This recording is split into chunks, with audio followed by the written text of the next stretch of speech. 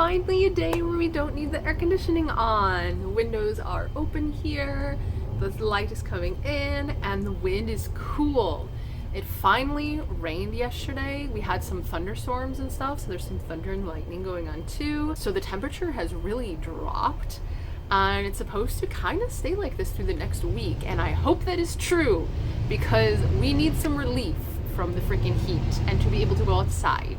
Except I just wanted to go out for a walk, and the second we stepped outside it started sprinkling, and I didn't think it was supposed to rain at all today, and so it was like, oh well, and we could see kind of like some dark clouds in the distance, so we just went to the store and came back. But like now it's not raining, so I just feel like every time I step outside after it cools down it starts raining. So I don't know, maybe we'll try again later. But yesterday, as you would have seen, we went and saw Nope, that just came out here on Wednesday, and it was an okay movie. I'd say you'd probably enjoy it if you are a fan of Jordan Peele's other movies, which I did like Get Out and Us, but I would say this is his worst movie for me. There were some things where I really couldn't find the connection. Like, I mean, I could, but I couldn't at the same time. Like, it's really hard to explain the movie without spoilers, so I don't want to say too much. However, it has a lot to do with horses, and so I really needed to make sure that there wasn't going to be anything like on screen in terms of like abuse or like death or anything surrounding horses before we went, and I'd heard there wasn't, and I can confirm that. Like, the stuff that happens regarding horses happens off screen. The most you will hear is like screaming, and the most you will see is there's like a split second blink and you miss it scene of like a decomposing horse head, and that's it. So it was actually a lot less in terms of like the animal stuff than I was expecting. But honestly, I think watching this movie and then going on like the Reddit discussion post, for example, and reading everyone's thoughts and theories and everything is the way to do it with this movie, because I feel like it gave me a better appreciation for it. It definitely helped me understand some things, and honestly, reading theories is always fun. Anyway, I just finished this chapter, and it actually was the last chapter of the book. Tomorrow I will be starting book 4, which is called Help from Below, Maybe Help from Above. And the first chapter is called The Outward Wound and the Inward Healing. So I'm dumb, and I completely misunderstood the meaning of the title of the chapter I just read. It's called The Chain Gang. For some reason I was thinking, I guess because of gang, I was thinking, oh, maybe this has to do with what happened with the Thénardiers, but it is not. It's chain gang as in like prison, and I don't know how I forgot that or whatever, but that just escaped my mind. So this chapter is pretty much about how Jean Valjean and Cosette, like every morning they go to watch the sunset, sunrise, which I think is really cute and everything. But this morning they happened to be there when this chain gang was coming down the street, and it was like 7 wagons, and it's all these prisoners from all walks of life, all stages of life. Like, there's even children, it said, and they're obviously all like connected by these chains around like their necks and ankles and stuff like that. And Victor Hugo really goes into in depth, like describing how they look, how much of a variety of people there are, how like there's bystanders looking on, watching them pass and like saying comments at them. But then they like stop, and the guards with them just like start beating on the prisoners like for no reason. And I'm gonna read this paragraph here on page 785, and it kind of tells Jean Valjean's reaction. It says, "The look in Jean Valjean's eyes was dreadful to behold. They were eyes no longer, but had become those fathomless mirrors which in men who have known the depths of suffering may replace the conscious gaze, so that they no longer see reality, but reflect the memory of past events. Valjean was not observing the present scene, but was gripped by a vision. He wanted to jump to his feet and run, but could not move. There are times when the thing we see holds us paralyzed. He stayed dazedly seated, wondering, in indescribable anguish, what was the meaning of this hideous spectacle and the pandemonium that accompanied it. And presently he clapped a hand to his forehead in a gesture of sudden recollection. He remembered that this was the convoy's usual itinerary, that it was accustomed to make this detour in order to avoid any encounter with royal personages, always possible on the road to Fontainebleau. and he remembered that he himself had passed through that barrier 35 years before. And so Cosette sees this, and since she's been so sheltered, she has no idea what the hell is happening. And so she asks him a bit, and he just kind of gives her kind of these one-word answers kind of things. But one of the things she asks is like, "Father, are they still human?" "Sometimes," the wretched man replied. So they leave from this and go home, and Jean Valjean is just hoping that Cosette like forgets the whole thing. But that night she makes a comment, and it just kind of like strikes him in the heart. She says, "I believe if I were to meet a man like that in the street, I should die of fright just from seeing him so close." She has no idea what Jean Valjean's been through and where he's come from and everything.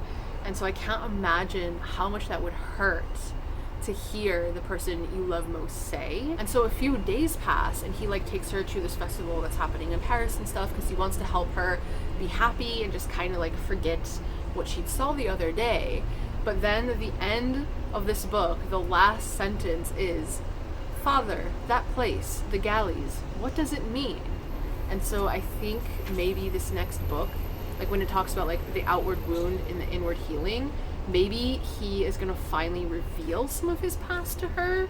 I think that would be really interesting, because I don't really know if they cover that in the movie and the musical. Yeah, I don't think there's really anything explicitly said, so I'm curious to see if he's gonna kind of reveal his true identity to her or anything, or if it's going to take another encounter with Javert for that to happen. Yeah, I guess we'll be finding out more of that tomorrow, and that's about it. There's really no plans this weekend. Like, there were tentative plans made like a month ago for us to play D&D this weekend, but our friends, they had one of their pieces of luggage, like the airline lost it, and it has their laptop. So I don't know if they would be able to actually play, because since they moved to Dublin, we would have to play online. And so there's like so many things up in the air right now. I just don't really think we'll end up playing this weekend. But if the weather stays like it is right now, might figure out some plans for the week or the weekend or something, but I'm not gonna figure that out right now. Ah! Holy shit. Whoa! Whoa! And it's coming off the thing. Shit.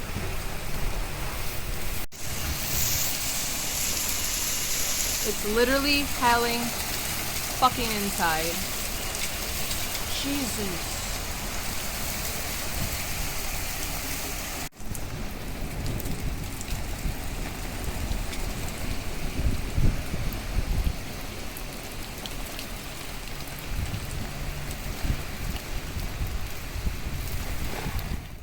It is currently raining outside, literally right behind the camera. Like my phone might actually get a little bit wet from where it is. But I just felt like kind of being next to the rain and reading while listening to the rain fall. And yesterday we actually had this really sudden thunderstorm come on. Like it got super dark, and then all of a sudden the wind just swept through, and it was a downpour. I probably showed some clips just now. It was bonkers. Like we didn't have one side of our cover on our couch clipped down, and so that like came up and was blowing, and it was hailing, and it was pretty much like raining in half of the apartment. Like it was a thing. And also I feel like I look like a freaking ghost because all the light is directly on me. But yeah, I figured I would just read, because I do like checking in while I'm reading the chapter instead of just at the end, because sometimes I have thoughts that I forget by the time I get to the end of the chapter, which is kind of dumb, but I mean that's how it goes. So I should be right back. Okay, so I actually had to reread this to understand, because I didn't quite remember at first. But apparently Jean Valjean did not realize that the Jondrettes were the Thénardiers at first, which that's actually quite shocking to me. But that burn that he, like the self-inflicted burn he did to like defy them or whatever, intimidate them, that's basically got infected, and he was sick for like an entire month after that incident there at the Gorbeau tenement. And so Cosette is basically like nursing him back to health and everything, and he's just happy as a clam kind of thing, because she's doting on him and seems basically happy again after everything that has happened. This is page 789, and I'm gonna read this last little bit here in this chapter, because Jean Valjean is just so happy and filled with joy. Hey! Why? That was Ori scratching the crap out of my chair like he does. But anyway, it says, most fortunate wound, he thought, and was positively grateful to the Thénardiers. When he was fully recovered, he resumed his habit of solitary nighttime walks. It would be a mistake to suppose that one can wander in this fashion through the deserted districts of Paris without ever meeting with an adventure. So it seems that something else is about to happen here. And that was all for that chapter, so I'm actually going to read this next one, I believe. Oh shit, this is... What? Okay, this is a slightly longer chapter, but that's it for that book. That's it. Like, what is the point? Why is there only 2 chapters in this book? Alright, I'm not sure what's going on here, so I'm going to read this chapter and come back, because, like, I think before this, the shortest book has been 4 chapters, but this is only 2. And that first one really didn't say much of anything, so what is going on here? So the second chapter was actually pretty interesting. So we actually followed the point of view of Gavroche. He's kind of scouring for food, and he's like, hey, I know a place where there's this apple tree. And he goes to kind of break in there to get to the apple tree, and it turns out that's where Père Mabeuf is, the guy from the church that talked to Marius and everything.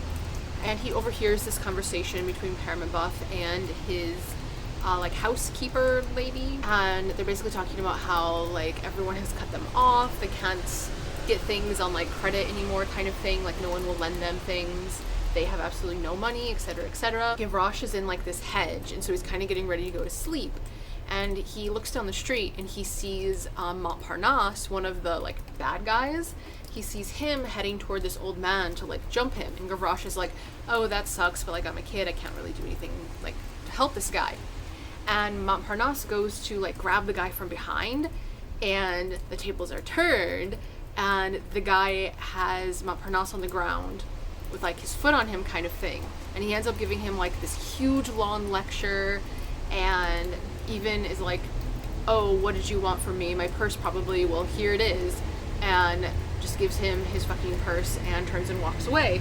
And it says, having said his say, the elderly man turned away and went calmly on with his walk. The reader will have no difficulty in guessing who he was.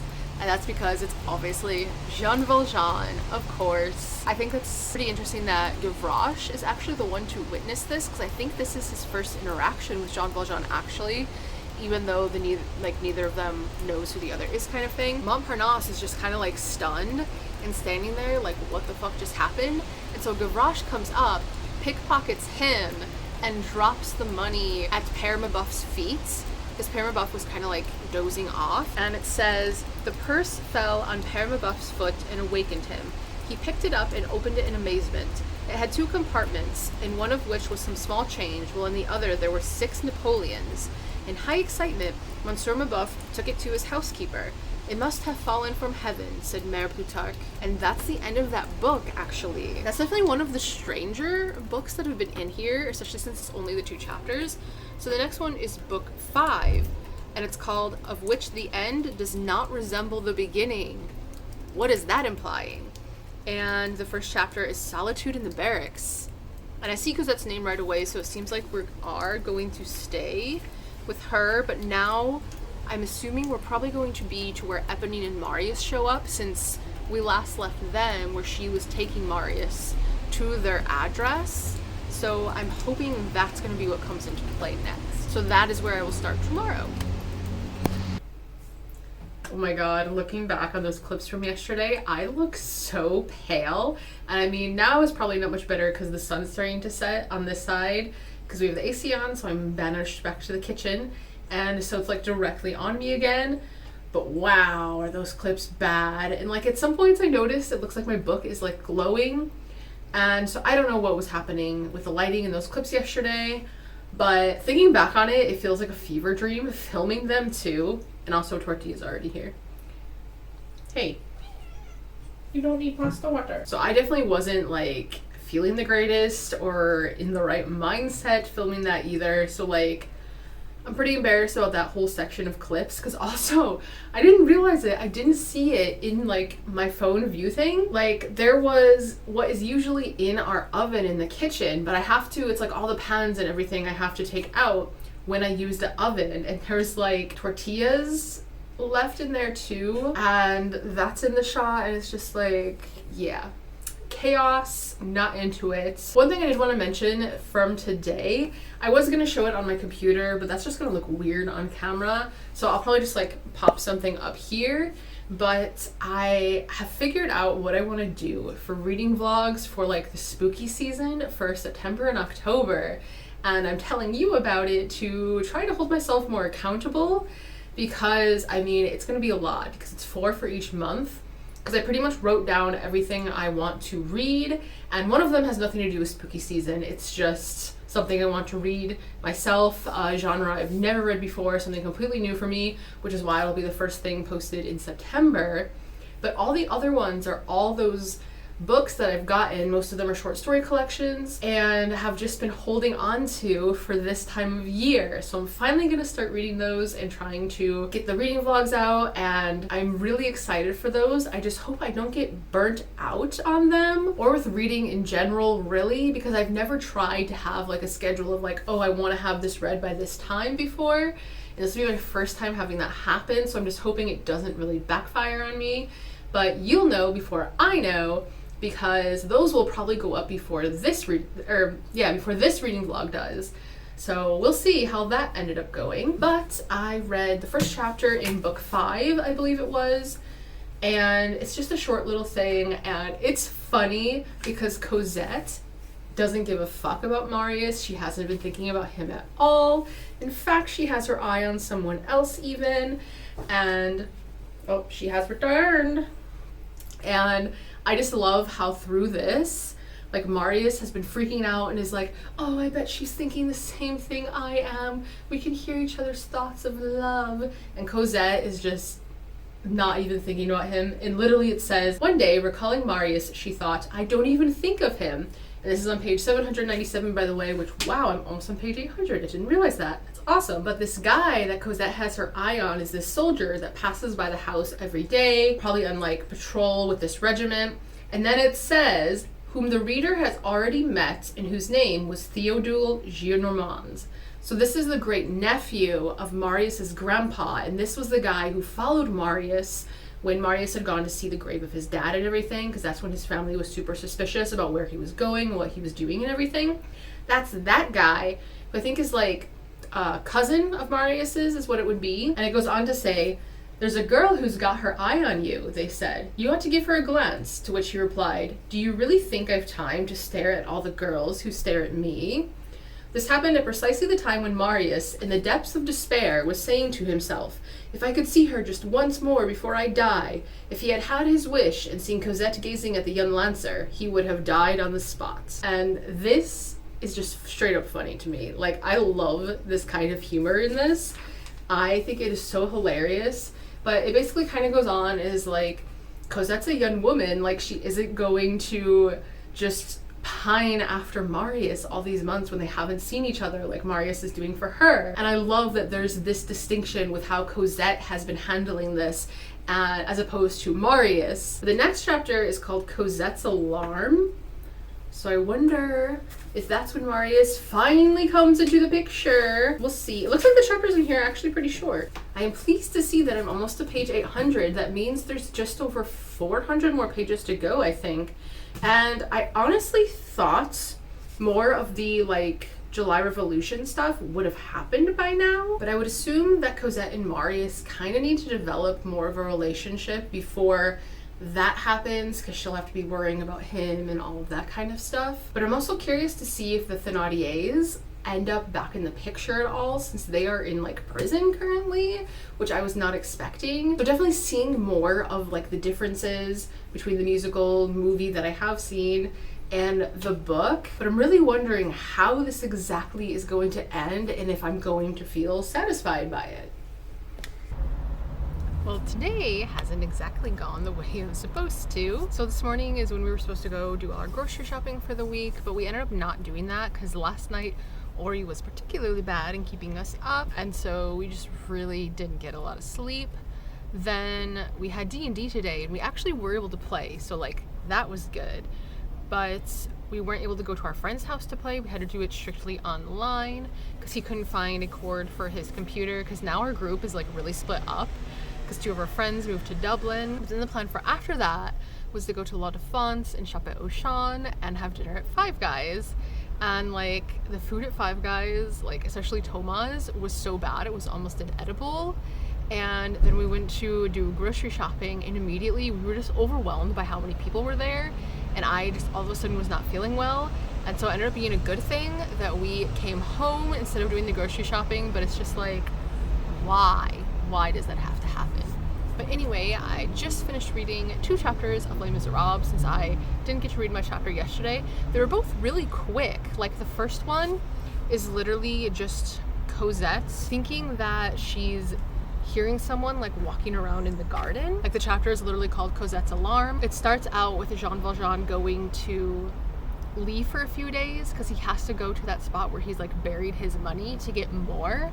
And Cosette remarks how like every time the money gets low is when he disappears for a few days, and like she doesn't know where he goes or anything, but obviously like we as readers know from before. So he's off doing that, and she's like doing her own thing and whatever, and she keeps thinking that she hears someone on the garden. She sees a shadow one of the days, so when Jean Valjean comes back, she tells him all about it, and he like stays outside during the night to kind of keep watch.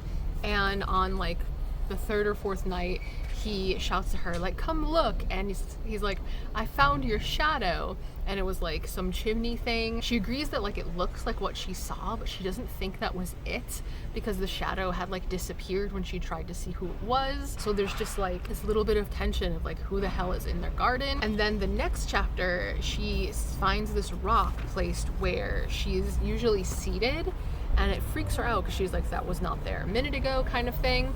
And the next morning it's still there, and she moves it, and there's basically like this journal underneath it, and it doesn't have like a name on it or anything. And so the next chapter is what was written in there. Like the chapter literally ends by saying what follows is what she read. And so I think I'm gonna start next week's vlog with that. And so like obviously as of right now I would assume it's something that Marius would put there, but I'm kind of annoyed if that is the case, because if Eponine showed Marius where they live, I really wish he would just knock on the freaking door, like be a normal fucking person instead of stalking in her garden. Because the previous chapter I was thinking, oh well, maybe it's Gavroche, because it had talked about like Gavroche being in the other guy's garden and like sleeping in a shrub. So I thought, oh well, maybe it's him, like where they are kind of thing. But that does not seem to be the case, so I'm just not sure. But I also feel like Marius couldn't be that stealthy, so I don't know. I'm a little thrown off by this. But the next chapter is called The Heart Beneath the Stone, so I mean that has to be Marius. So that's where I'm ending for the week. Tomorrow we have plans to go to the Parc Vincennes, which we have not been before and is on the complete opposite side of town. We literally take line 1 all the way to the last stop. Hopefully I feel well enough for that, because I'm feeling quite strange right now. But thank you for hanging out with me. It is always appreciated. And until next time, bonne journée and au revoir.